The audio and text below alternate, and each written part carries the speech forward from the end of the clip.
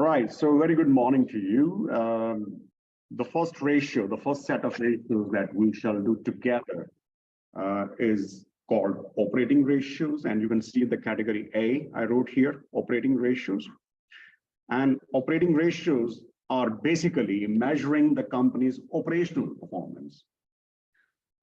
You can have the millions of dollars worth machinery and infrastructure, but if you don't run the machine properly, if you don't oil them, if you don't maintain them properly, if they remain idle, if you don't take care of them, then no matter how expensive infrastructure you have, that will be wasted.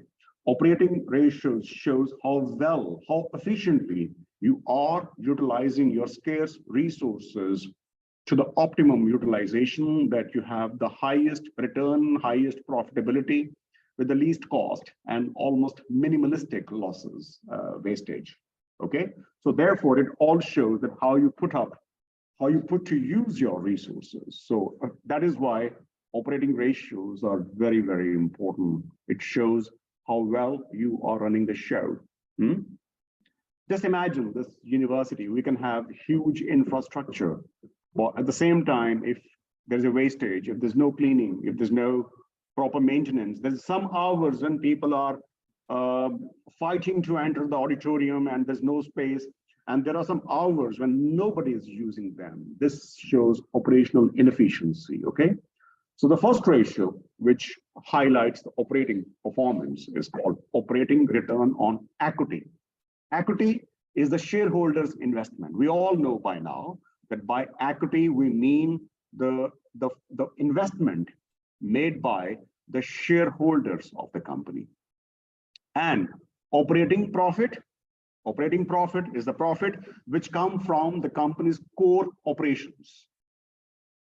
If you are Apple company, then what are your core operating profit? Your core operations are that you are producing some IT products and services and solutions, you sell them, and that money you get from these core operations. If you're Nordea, your core operations are lending, taking care of people's wealth, these type of things, financial services. If you are Finnair, then your main core operations are to fly passengers and fly cargo. Okay, so every company, by the nature of its business, it has certain core operational activities. Look, all companies in the world, they are having a bank account. And on the bank account, they also earn interest.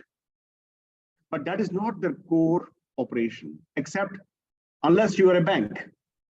For Nordea, they have deposits, they give loan to people, companies, and they get interest. It's the income of Nordea. And this is the operating income of Nordea Bank or Handelsbank or Danske or HSBC or Citibank or Royal Bank of Scotland, any bank in the world. But if you are Finnair, if you are Nokia, and you have the bank accounts and you are earning interest, that is not your operating income. For Nokia, the operating income is developing the software and developing the IT business solutions. That is a main job. Okay, many companies have the freehold land, they get rent from that property, but that is not the operating income of those. So here we need to be very careful that we need to distinguish between the company's operating activities and the non-operating activities. When I see Apple's profit, getting bigger and bigger over the years, I have to, as a student of finance, as a student of accounting, I need to go forward and check that how much profit, what is the composition of the profit? Is it the operating profit of Apple increasing, or is it the non-operating profit of Apple? I'm more interested in Apple's operating profit.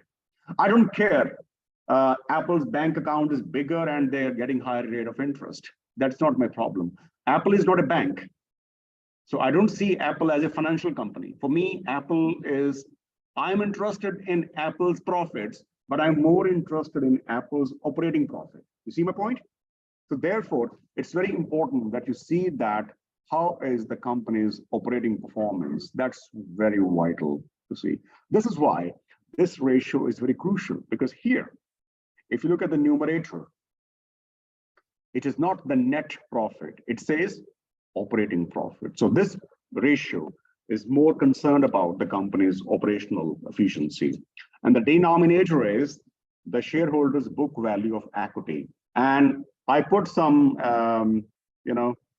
these notes, note 1 and note 2. I want to explain what operating profit is. Operating profit, many companies call it earnings before interest and tax, even profit before interest and tax.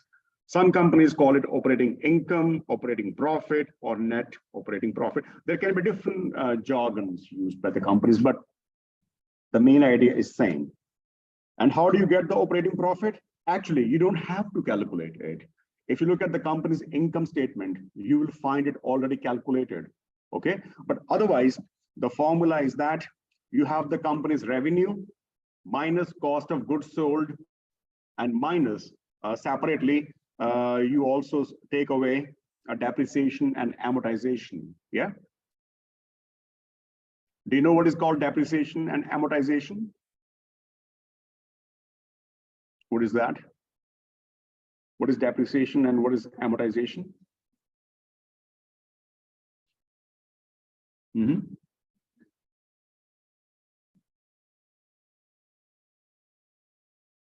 Depreciation is the loss or fall in the value of a tangible physical asset because of its usage, because it has a fixed working life.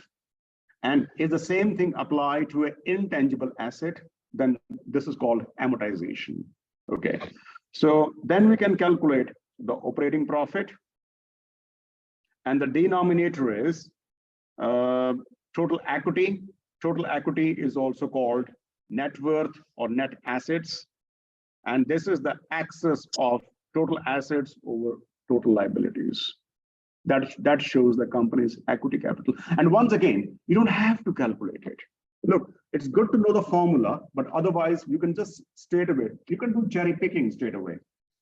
All you need to do is go to the company's balance sheet, check their shareholders' equity, and that's it. Just write it down. And so this denominator, it comes from the balance sheet, and the numerator, it comes from the income statement. And once you get it, all you need to do is just divide the operating profit by the shareholders' book value of equity, and you will get the return on operating return on equity. Okay, so what we do now, this is British Petroleum.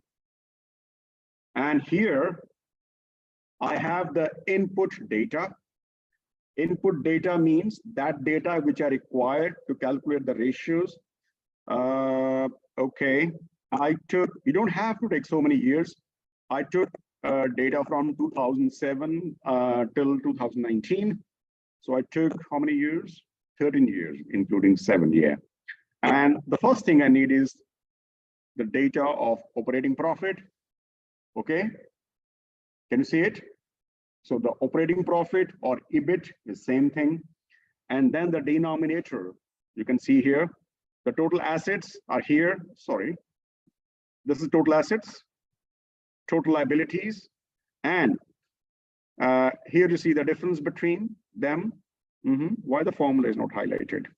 But otherwise, you can straight away take it. If I use the formula, the total assets are, total capital is equity is equal to total assets minus total liabilities.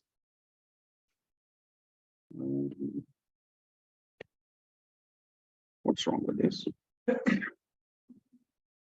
Total assets minus total liabilities.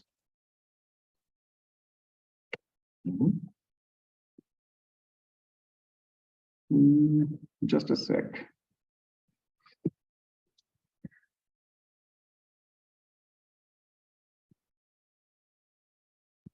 Seher, you have access to Moodle now? Okay. To Zoom, yeah. Why the formula is not getting highlighted? This is strange. Total assets minus, can I call it S4? Yeah, S4.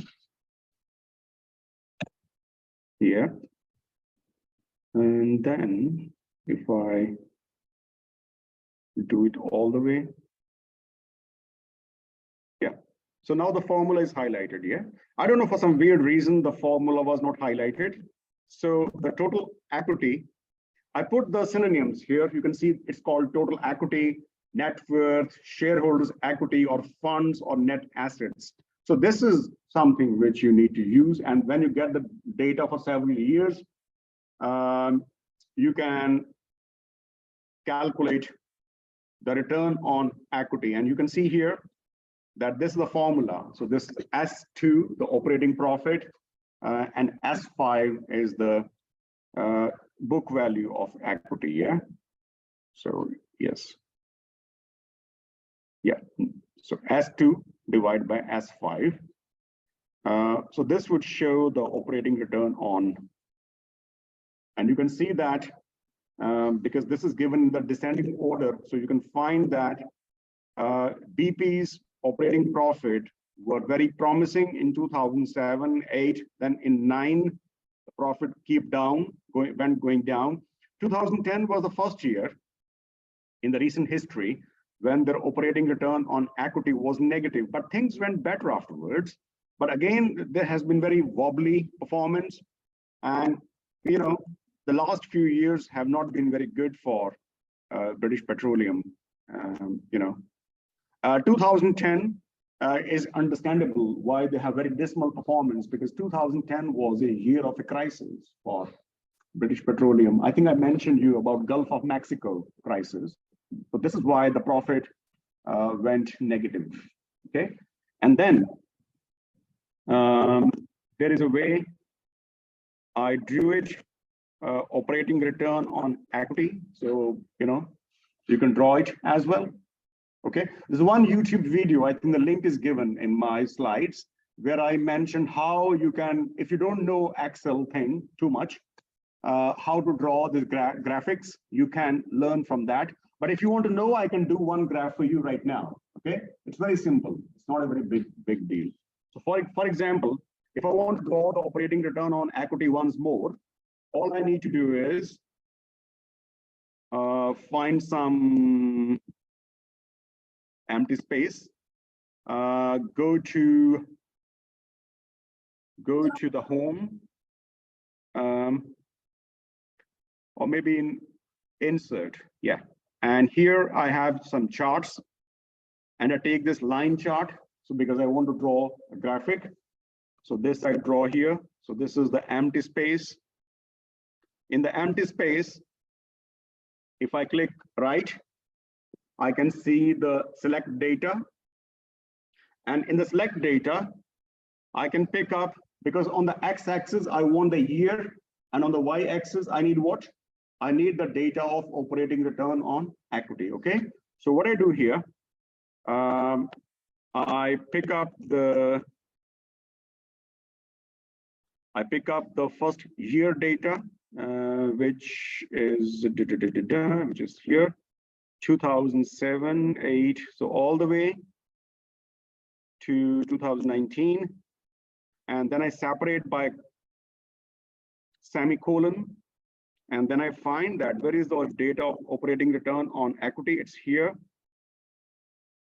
And then I take this one, select all the way. Okay, does it work? Let's see.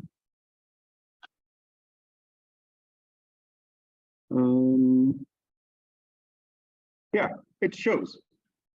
So now you can see that there is a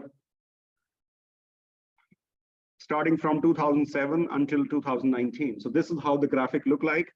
You can give a chart title as well. So if I click once again, if I do the editing maybe, It's editing, yeah. Or select data, for example. Or maybe edit, yeah. So I can write down, if I want to write the name, operating, return on equity, then the title would also appear.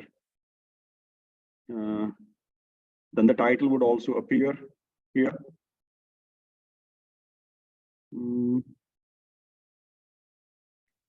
Yeah, the title also appears now, right? So it's very simple that you can draw these figures as well, because it's a good idea that it looks graphic. So you can see that the last 12 years of British Petroleum has been very wobbly, very full of zigzags, some very good years, and at the same time, some very bad years as well. So you can see that overall, it's something when you are making, when you do this calculation and when you are making some interpretation, and imagine that your company's data graphics also look like this, then you can make an interpretation that the operating return on equity has been very unstable. This instability can cause a lot of doubts in the minds of investors. And as a result, the stock price of BP can fluctuate. You see, which company's stock price is consistently increasing? Those which are stable. Stable, you can believe them, right? But when you look at this graphic, you see there is a stability or instability. Instability. So definitely, all the stakeholders who are associated with the company, BP, they would be always in doubt. Especially, this ratio is operating return on equity. And who are the equity owners? The shareholders. This may put tons of doubts in the minds of the shareholder of the company that, you see, this is how the company's operating profit is fluctuating. So they will be always in the catch-22 situation. Should I invest or shouldn't I invest? If I have invested, should I stay with the company or should I sell my stake and leave out? So people who have invested in BP, they are constantly in this, how to say, in this uncertainty zone. They're always afraid of fluctuation because, see, there's no stability at all. Okay, so the risk factor, if you are a BP investor, then you are taking a massive amount of risk by investing in it, and you want more compensation for this risk.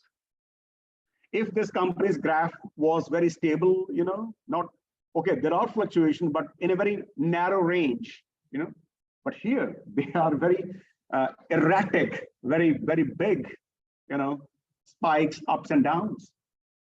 So this can send shivers in the spine of investors that what is going on here, you see?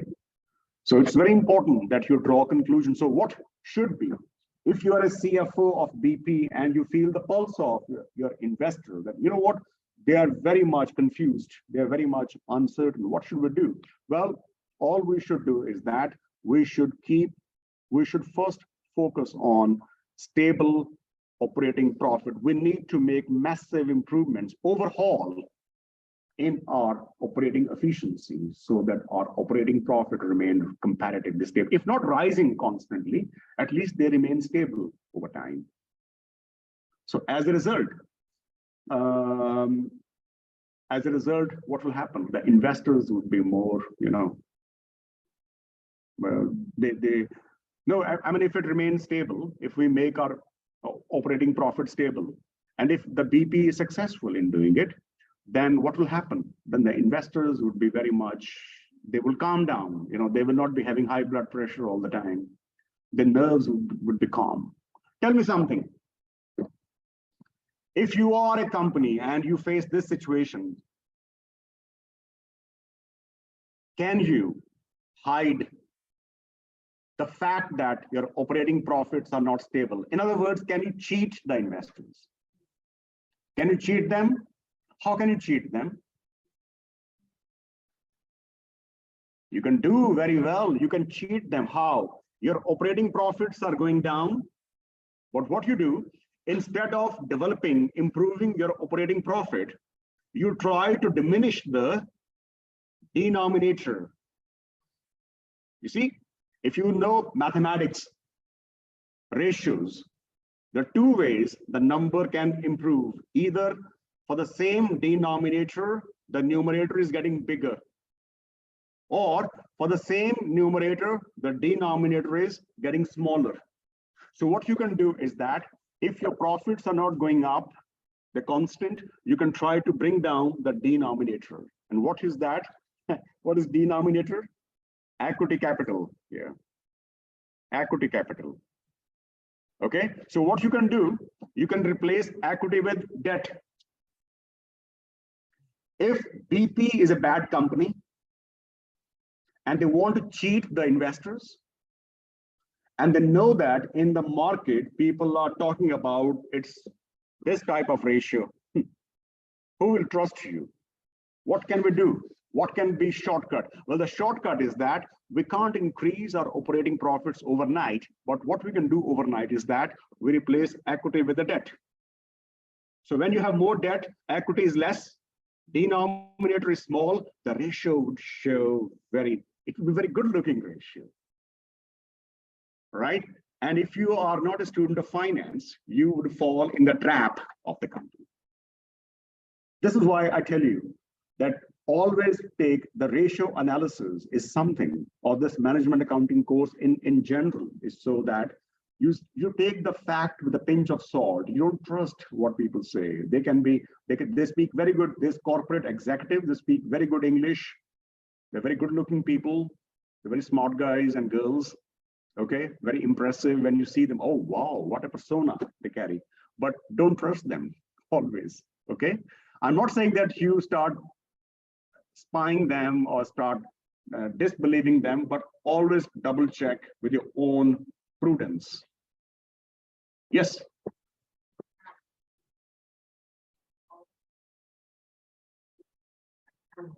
Yeah. And also the trade balance sheet. Mm-hmm. With last year, and they want to check the movement of those. And finally, they gather together some information. Exactly. Because remember that the corporate executive know more than anybody else. Corporate executive know these facts more than even the shareholders. As a shareholder, you never see the company's daily performance, do you? No.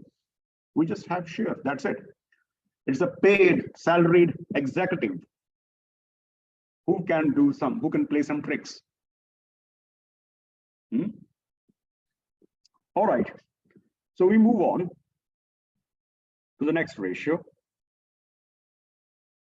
But please, one thing I really want to focus that get yourself familiar with these words and phrases. I bet you it can be a problem if you don't get yourself, or at least find out, check your company and find out what phrase your company is using. At least stick to that. Yeah. So it's very important that you start knowing what words, what jargons, what taxonomy, what phrases your case company is using, and start getting familiar to that.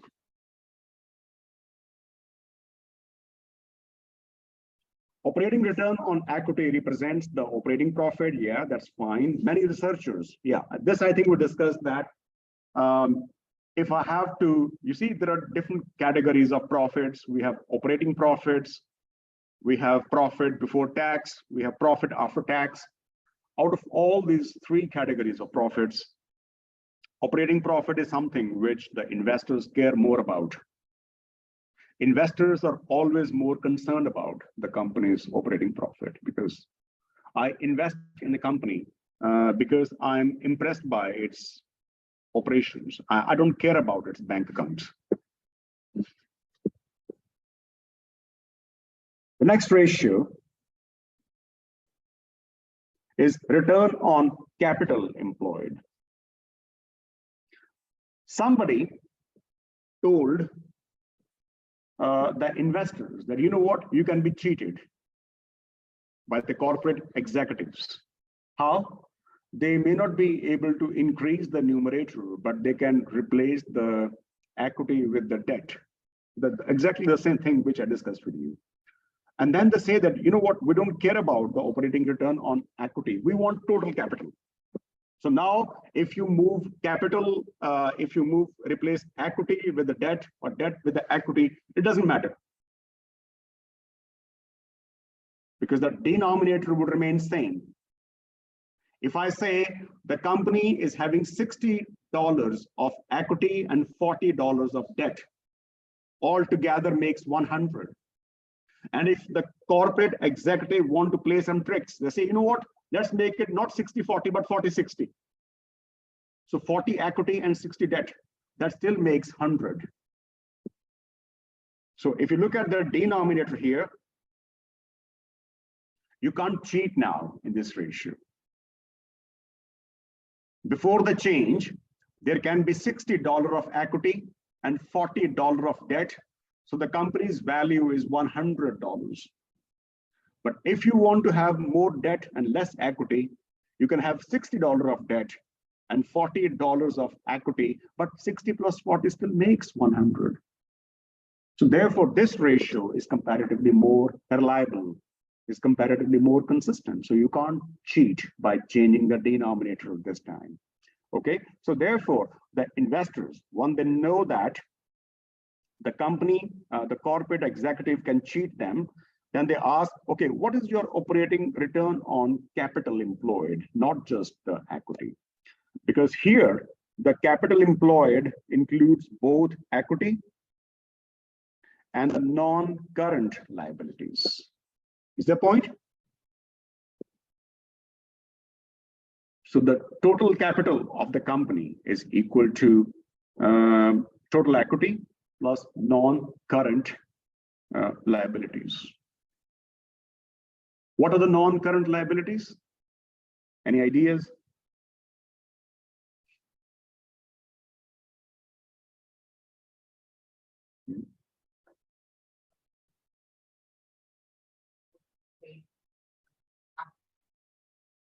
Yeah, so those liabilities which you have to pay back, let's say after 1 year or after 1 year, right? That is called long-term liabilities or the. But then the question is that why don't we include the current liabilities in this? Because the current liabilities are only meant to finance your day-to-day operations. You can't make a big investment based on that. You see my point? We were discussing some days ago that you cannot fund your long-term investment with the short-term borrowings. Can you do it? Can you finance, if you are a corporate executive, wait a sec, I think it's important that I,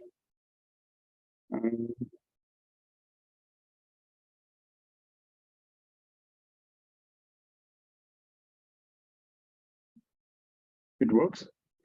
Okay, for you. You are a CEO of a company and you have big projects to invest in. Of course, that's your job to do, that you're paid for it. But the problem is that to make the investment, you also need the money. The money you get is for the short term. So you have a short-term debt. Short-term debt is the debt which you must return before 365th day. But you are going to make big, massive investment projects, which may complete in 10 years, for example. My question to you is that, can you finance your long-term investments with the short-term finance? Can you do it? And if you can do it, what type of challenges you will come across?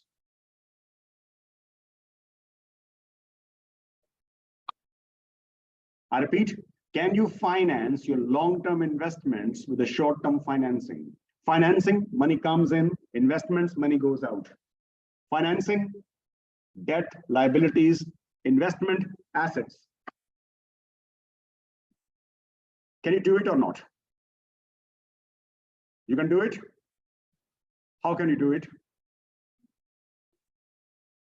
How can you do it? You're an infrastructure company. You have to invest for many, many years to build up the road or a bridge or something. But to finance, to pay salaries to your staff, to buy the inputs, to buy the machinery, those expensive infrastructure, the bank is giving you loan only for 3 months. How would you finance? Maybe bank says, okay, come after 3 months. I would consider your new request. Maybe I give you for one more time, 3 months, 3 months, we call it rolling over debt, rolling period debt. But that's a risk. Your project will be completed in 10 years' time. Can you do it? Can you still do it? Never do it. This is definitely a road to corporate suicide. If you ever launch your long-term investments with the short-term borrowings, I tell you something, the project will be completed in 10 years. You get money for 6 months from the bank. Okay, the bank says, come again, show me performance. What have you done in 6 months? And based on that, I make a decision to give you more funding. What if the bank doesn't do it? What if the bank says, okay, I gave you 6 months funding, but pay me not 1% rate of interest, but pay me 3% rate of interest now? What would you do? Your project may be abandoned. And this should sane corporate executive do this way? Never. But guess what? There was a group of countries who did it. We talk about CEOs, the prime ministers and the presidents of the countries did it. You want to, not one country, but a bunch of countries. You want to hear the example? The year 1997. I was only 27-year-old. Many times I do. I was only 27 then. Ah, sad but true.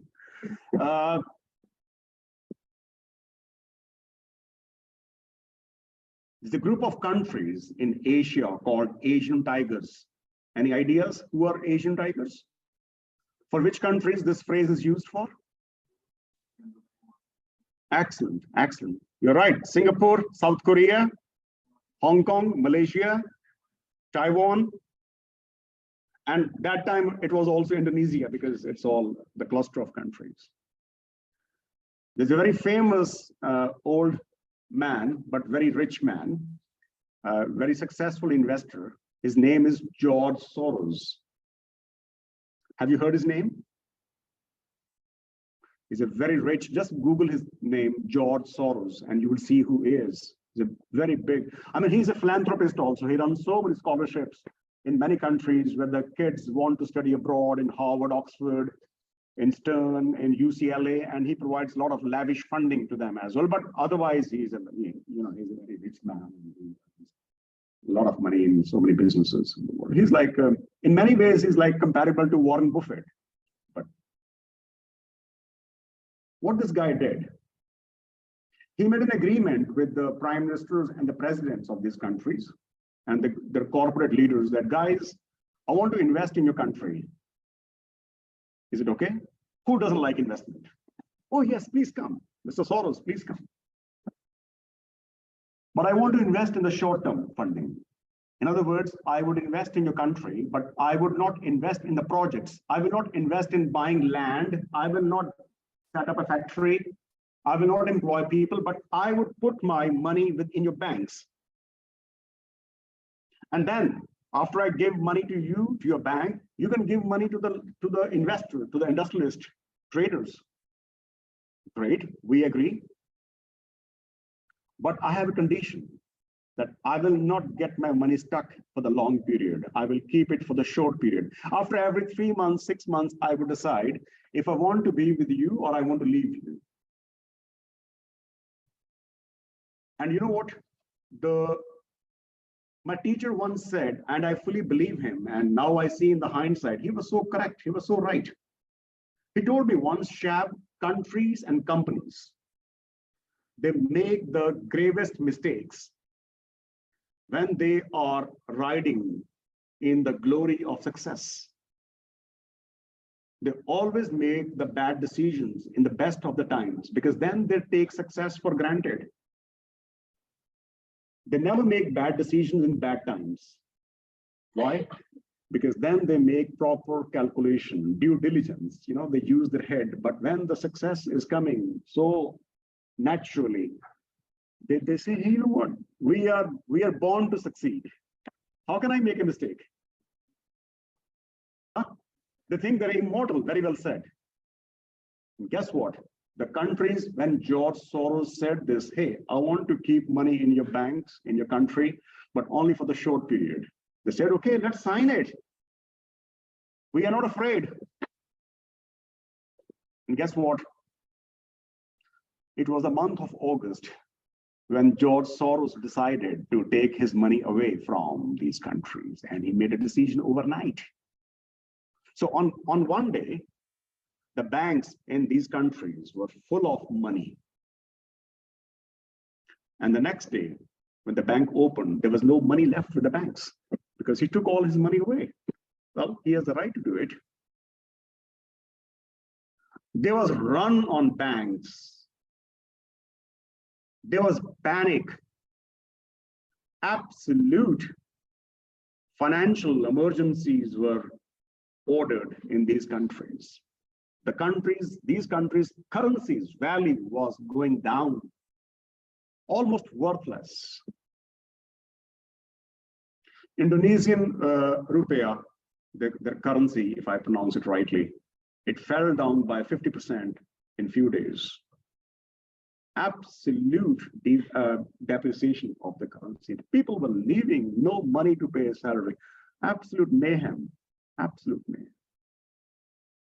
The reason? The country, these countries. And look, was there not one wise person in South Korea, in Singapore, in Malaysia, in Hong Kong? There would be.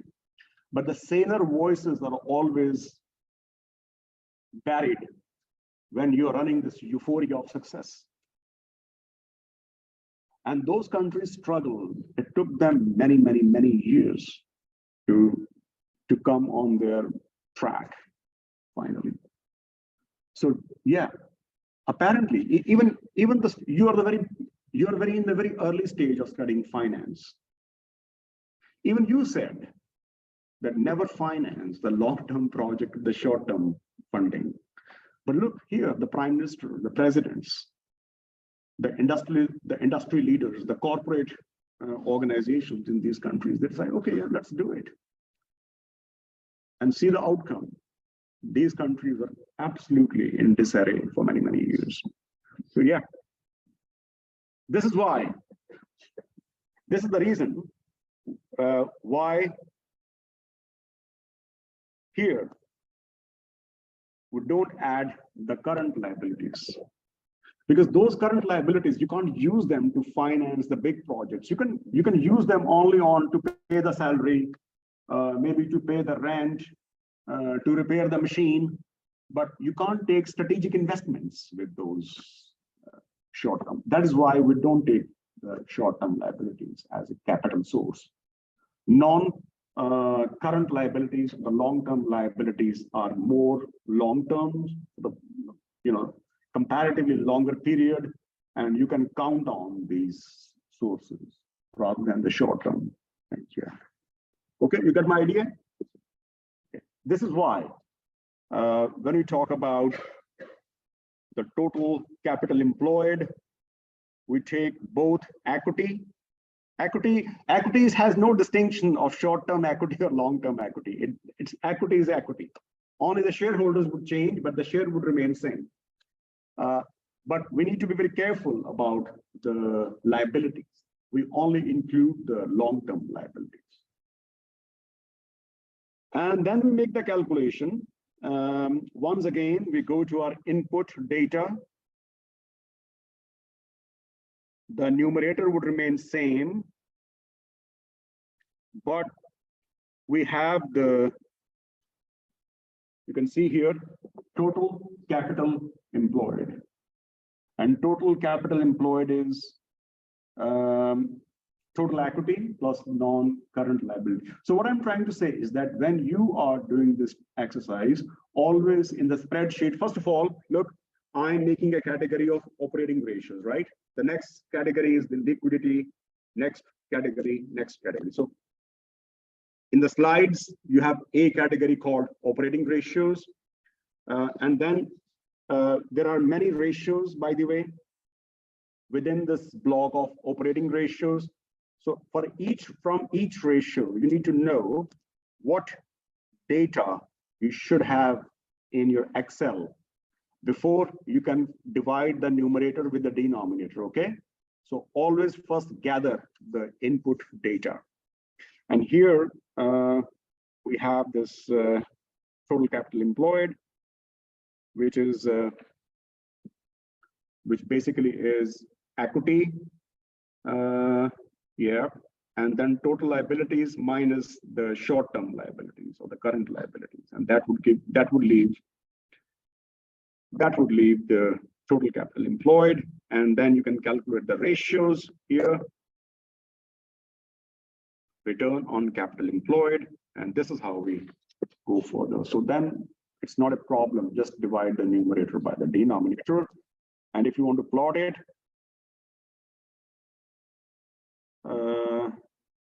so this is the return on capital employed. You see? So when you compare this ratio and this ratio, so the trend is more or less same, basically, as it was in the operating return on equity. So that's how we proceed. Any questions, any comments so far?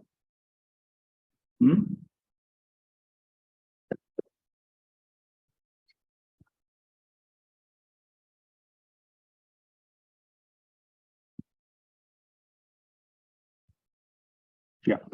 Then the next ratio is called asset turnover ratio. And this is calculated by dividing the total revenue, not the profit this time, but the revenue, divided by total assets. Basically, this ratio, there's a long discussion about it, but in a nutshell, this ratio tells how many times you should earn money to recover the cost of assets. So for example,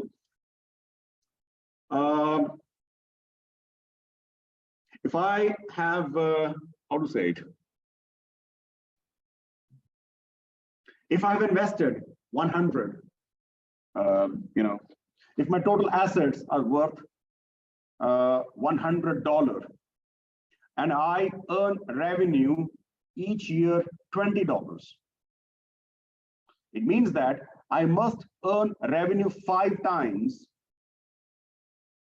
to cover up the cost of my investment. You see my point? If my revenue is less and the total assets are more, it means that I have to wait for a longer period to recover the cost of the assets. So the revenue, it's a good guide to the company performance. Higher the ratio, better it is. Imagine your company, you earn $50 revenue for $100 assets. Your ratio is 1.2, 0.5. It means you have to earn revenue 2 times to cover up the cost. And there's another company, they also have the assets worth $100, but they are earning a revenue of $25 a year. So they have to wait for 4 years to cover the cost. So obviously the one which takes less time is good. You have a speedy recovery of your investments. So higher the ratio, better it is. Yeah, but once again, I put a word of caution here that don't give up your way of thinking. Don't give up your, what is the word? Skepticism. Be skeptic. Because if the company's revenue is not increasing, then they can try to fool the investors by diminishing the assets. For them, it's very easy. Look, on the one hand, the company's revenue is going down, the numerator. On the other hand, they start selling their assets.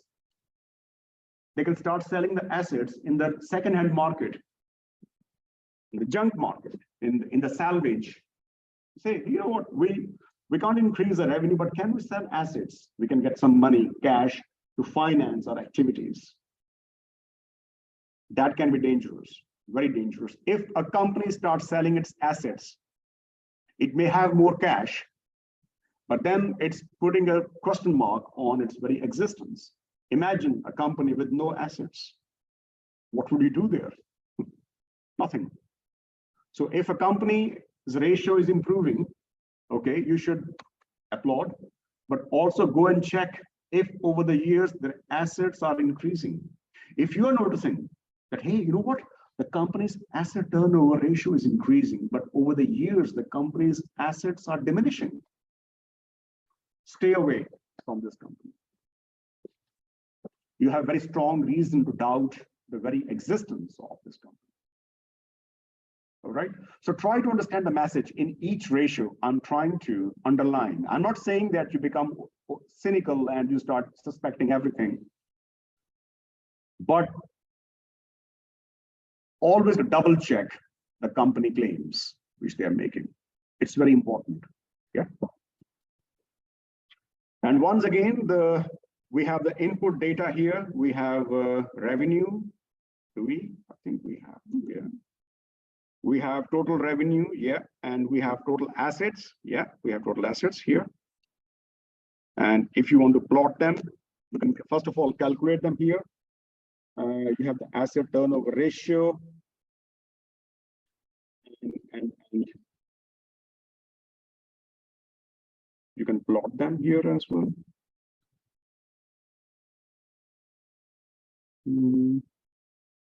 Yeah, here we go, asset turnover ratio.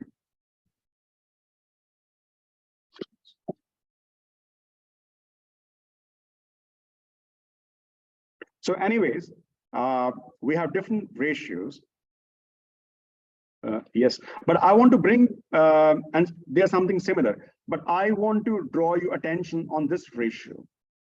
But before we do it, we take a short break for 5 minutes, okay?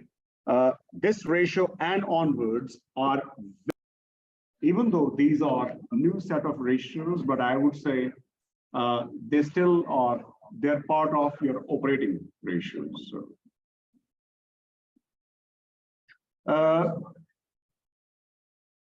Inventory turnover ratio. How many times you can turn your inventory into your sales, for example? Tell me something. If you are a retail shop and you have the, if you go to, for example, Prisma, and you see many things are lying on the shelves, do you want to see them moving fast, or do you want that they should stay longer? As a seller of these things, you want to see them moving fast. I mean, fast they come, fast customer buy, they take them home, and then you replace them, and the whole cycle goes faster, right? This is what you want to see. Exactly. This is how the inventory turnover ratio should be. The question is that what is the inventory turnover ratio? As the first sentence says, it measures the number of times the inventory is turned or converted to sales. There's a shop where the whole shelf is replaced with the new products 3 times a week. And in the same industry, in the same sector, in the same business, is another shop where the whole inventory is turned 6 times a week. So then the measure is that this second shop is selling the goods faster than the first one. Make sense? It means that the inventory turnover ratio is higher for the second shop in comparison to the first shop. It's a good indication of the purchasing, that you get the supplies and you are selling it. So the buying, the connection between the supply line and the selling is faster, is quicker. Yep.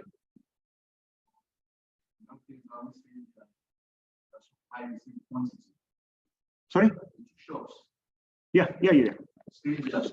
Exactly. Yeah. It doesn't mean that you half the supply and then the thing, no, given all else being equal, what we say in Latin, ceteris paribus. Yeah, so all else being equal, there's one shop which is selling faster.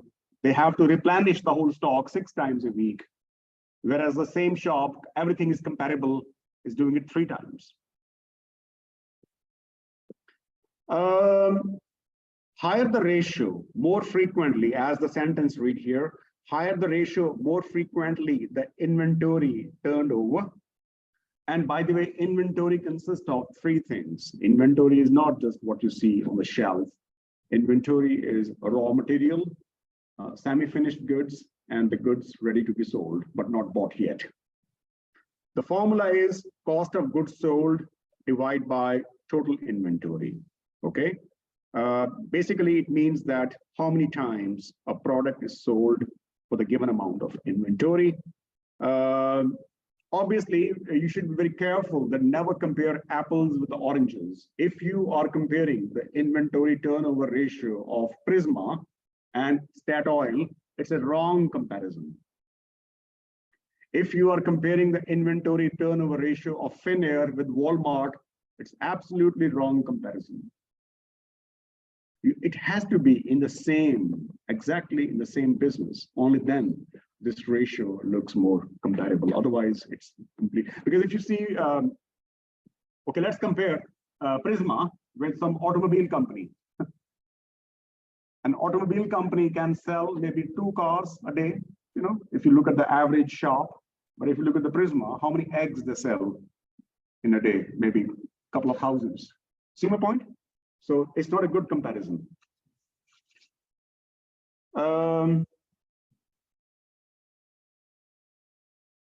Based on inventory turnover ratio, we derive a formula. And that formula is inventory days in hand. Imagine you calculate your inventory turnover ratio is 5.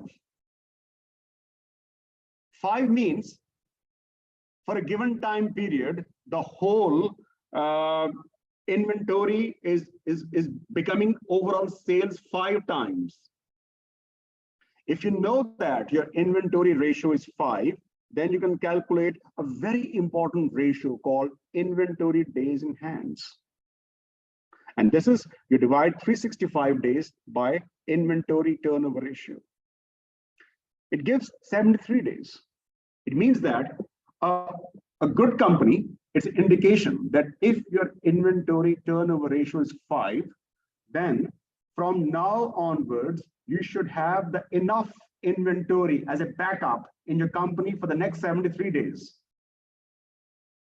It means that today is 6th of March. So 6th of March, 6th of April, 6th of May, plus add 13 days more, 19th of May. So today, you should be having inventory to facilitate your operations till 19th of May. Tomorrow, 7th of March, should be having inventory till 20th of May. You see my point? Larger the ratio, larger the inventory turnover ratio, lesser the number of days in the future you have to make preparation for. You see my point? So higher inventory turnover ratio means you have to have lesser days preparation for the future, which is good. 73 days, I have to be prepared in advance. It means I have to have a bigger warehouse where I keep those products. Maybe I have to hire more storekeepers. There's a more fear of theft and losses. If the inventory is stored for longer days, they may spoil, you know. So lower inventory ratio means larger inventory days in hand, which is a bad thing. I would prefer larger, higher inventory turnover ratio so that the number of days I have to be prepared for the future is smaller, which is good. Yeah.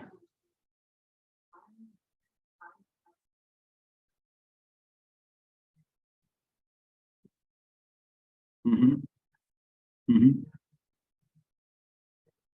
Auction portal with some patrons about right? Mm-hmm. So they have something like this, and I think it's for the restaurant related. That Yeah. would be the fresh material and so. Yeah. Yeah. So because of that, it's Yes. Exactly. Yeah. Precise. Yeah. Is there a specific time to take inventory? Well, it depends upon your business. And imagine that you are in the catering business, you're in the food business, you prepare food, you keep some stuff, and your sales are going down, basically. It means your inventory turnover ratio is low. It means that then you have to keep more inventory in your stock. And maybe the potatoes which you store for 73 days, they will be of no use. See, so that shows, that speaks about the then whole ratio becomes absolutely nonsensical, I would say. In other words, your operating performance is so bad that the ratio, the benchmark which we normally apply is not even valid for you. Something's wrong with the company. You see my point? If you have to store car, you sell 2 cars yesterday and you ask, okay, in the next 73 days, we must have 2 more cars in our warehouse. It's fine. But if you have to save potatoes for 73 days, that's not a good sign. Mm-hmm.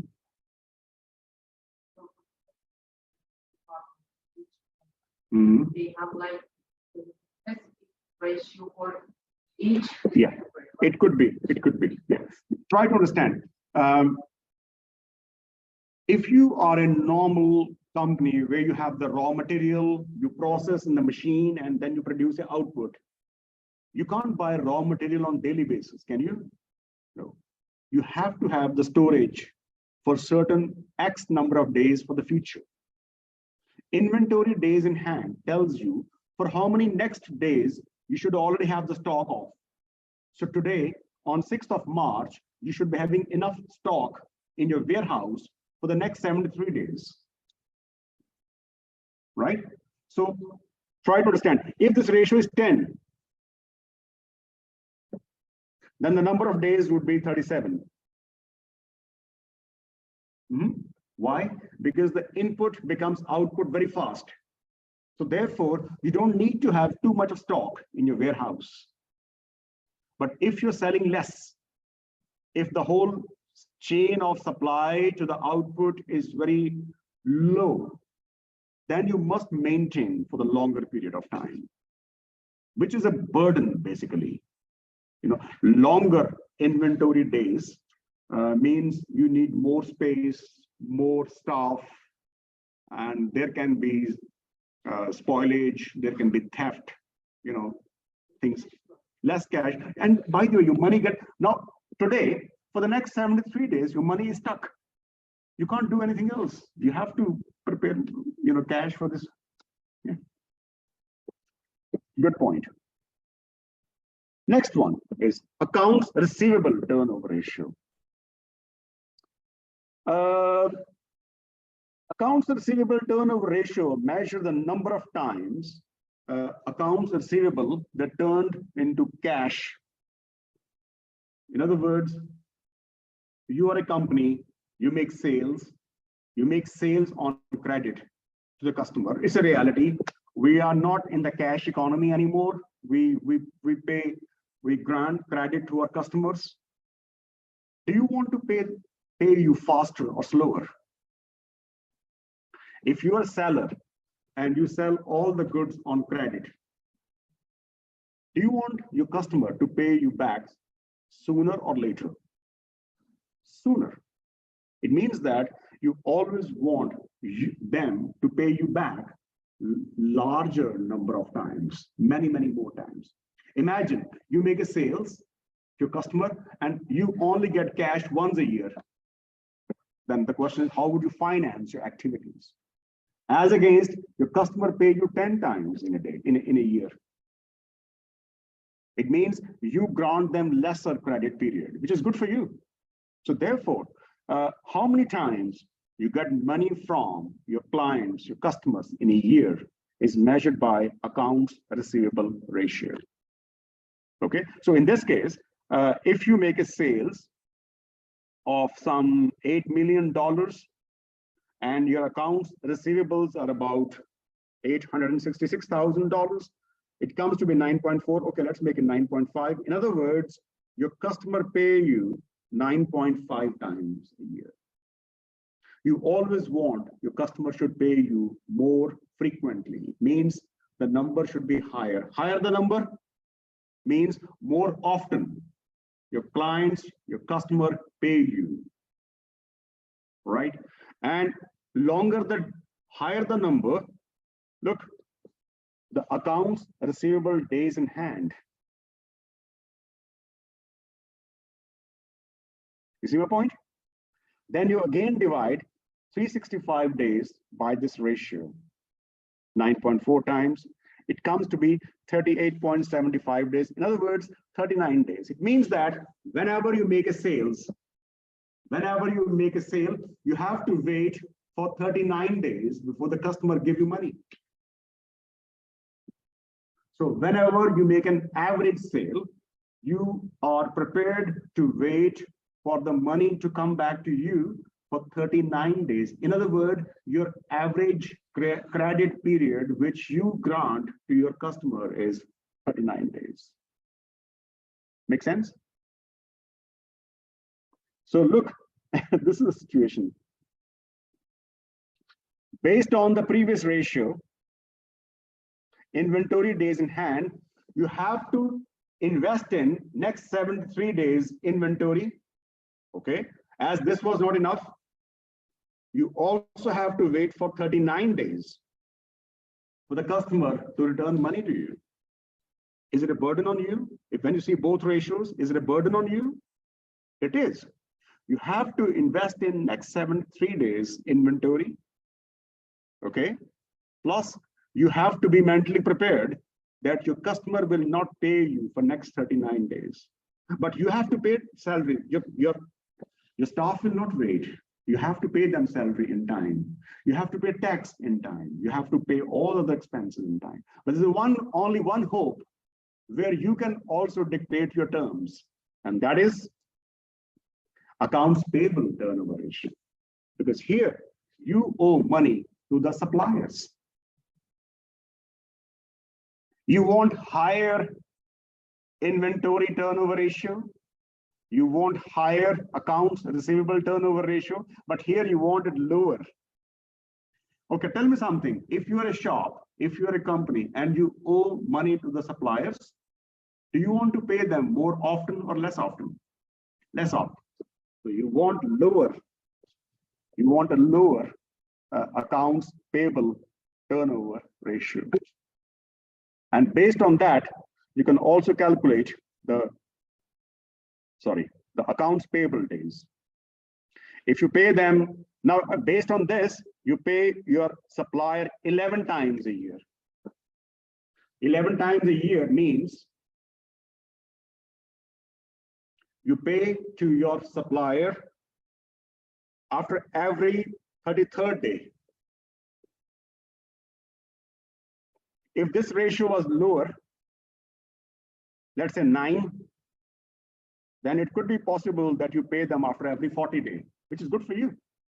So basically, you are getting a loan at 0% rate of interest, isn't? Okay. Now, accounts inventory turnover days, inventory days in hand. How many days inventory you need to keep in mind, keep in store? How many days you have to wait your customer pay you, and minus how many days you make your supplier wait for you. So when you do this, you calculate the cash cycle. You can see here, the cash cycle is accounts receivable days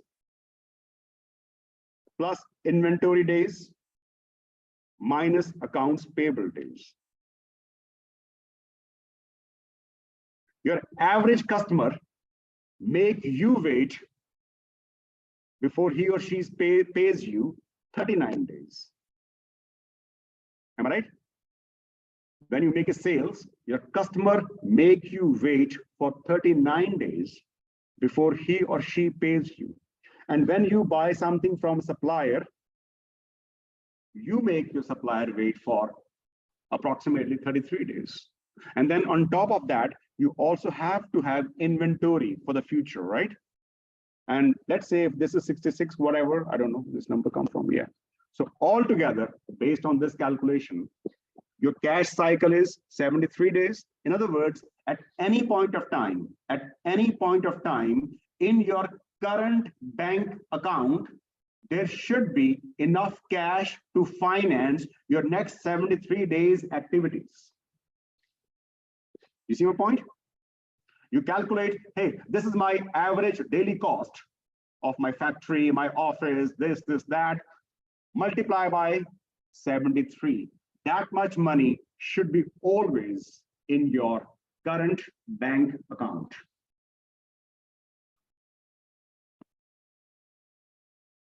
Lesser number of days here, lesser amount of money is stuck in the bank account. Larger number of days here, more money you have to get stuck in your bank account. Ideally, you want this number of days to be smaller than more, yeah? So it means that if this company at any point of time, you should be having enough cash in your bank account for the next 73 days. It shows the whole life cycle. It shows the cash cycle. Look, you buy the raw material, you save it, store it, you process it, you sell it. And then the last episode, the customer pays you. This whole cycle takes how many days? 73 days. This is why we use the phrase cash cycle. It's like life cycle. You know, we are born until we die, the whole thing. So by the time we get the inputs, we save them, we store them in the inventory, we process them, make them output, then sell them, the customer take it home, till the customer pays you. The whole cycle takes 73 days. Right? Longer the cash cycle, more burdensome is upon you. Shorter the cash cycle, more relaxed, more convenient things go for you. Okay, now see what BP is doing here. BP's